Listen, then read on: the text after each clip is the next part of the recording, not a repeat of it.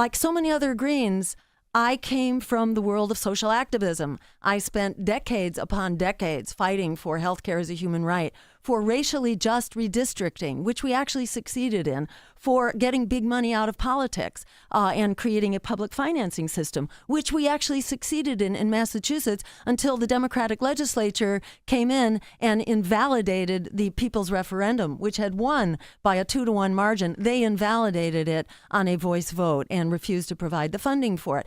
I saw our movements being beaten back by the power, the political power of corporations and billionaires operating through the Democratic and Republican parties. I saw that over and over again. We are not making incremental progress forward. We're actually taking rather major steps backwards right now. Racial disparities, black and white disparities, are actually not better at all than they were in 1960, in spite of all the hard work and the lip service that's been given to racial justice and racial equality. In Boston, in the Massachusetts area, the average household wealth of the African-American family is $8, considering debt. The average wealth of the Caucasian family is $250,000. And this is not unusual. This is where we are. We are stuck. If you looked at the footage from the floor of the DNC, what you could see were the corporate suites, which started at $500,000 each and went up to $5 million.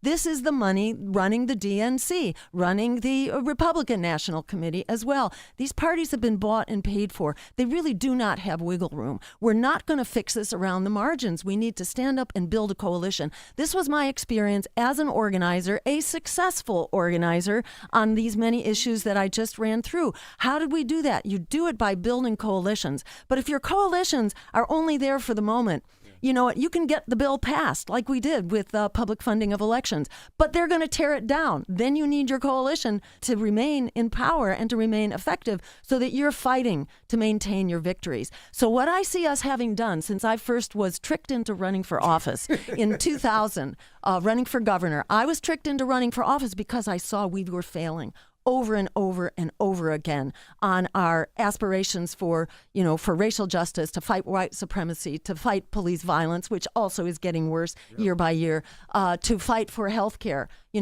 The health disparities between African American and white population is about 3 years.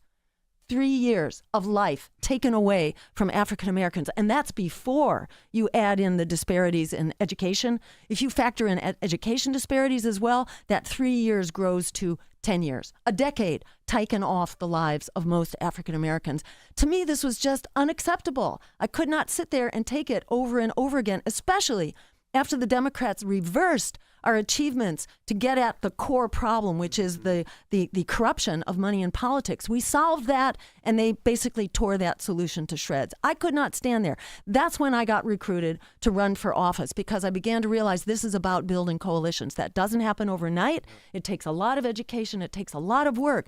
And so I ran in that first race for governor, challenging actually Mitt Romney, who was running for governor on the Republican ticket. And you know what? We had to fight our way to get into a televised debate, but we did succeed because the turnout was huge in the rallies that were demanding to open up the debates.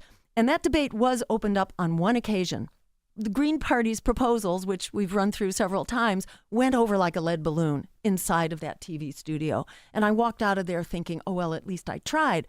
But when I walked out, I was mobbed by the press, who told me that I had won the instant online viewer poll, which we didn't even know was going on. And to me, that was like a revelation that, oh my God, people actually agree with us. We don't need to change people's minds. People's minds have been changed by the desperate state of our economy, by, the incredible injustices, by the police state that we're living in, et cetera. And it wasn't nearly as bad back then. At that point, it's like a curtain went up for me.